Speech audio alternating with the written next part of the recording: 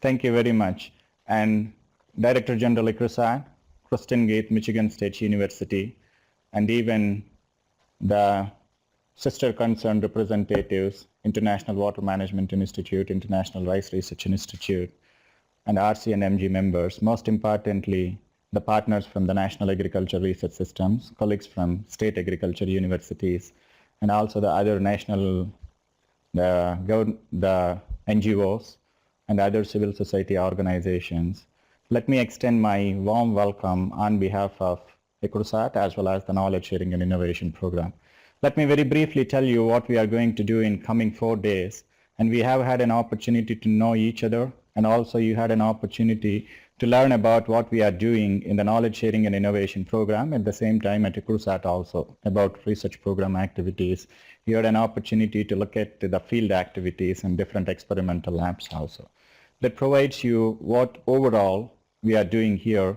At the same time, what this capacity building focuses is how best we can take these best research results to the intended recipients.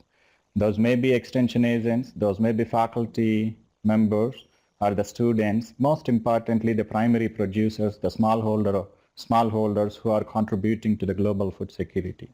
So what are our roles and how we would be able to take these opportunities? We all know extension and the education systems, what we have so far and what existed, those are playing an effective role. Those has played and playing also an effective role. But at the same time, we have some inadequacies in terms of infrastructure and also the human resources. So ICRISAT here, we not only follow those traditional practices, at the same time, we also think how we can do the things differently and innovatively. Sometimes we go for out-of-box thinking.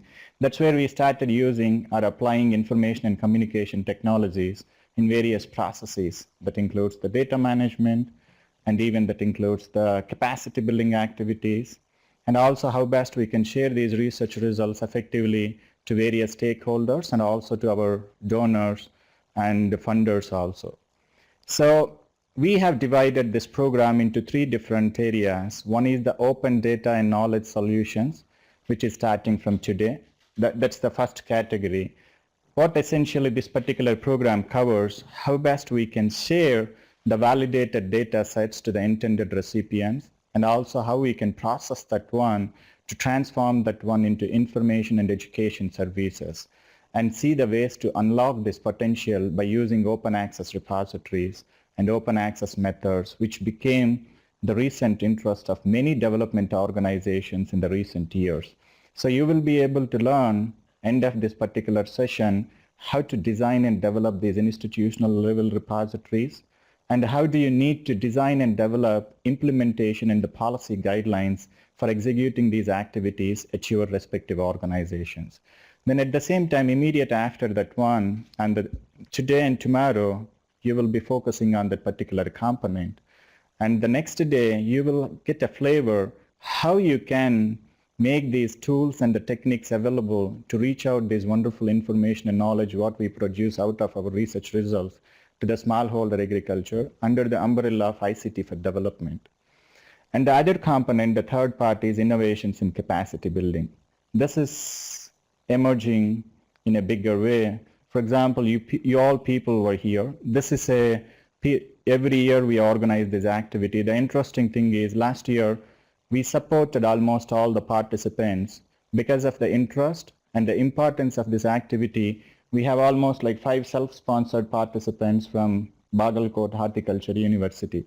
They wanted to come on their own and wanted to learn more about this particular capacity building activity to take these experiences and strengthen their existing opportunities there.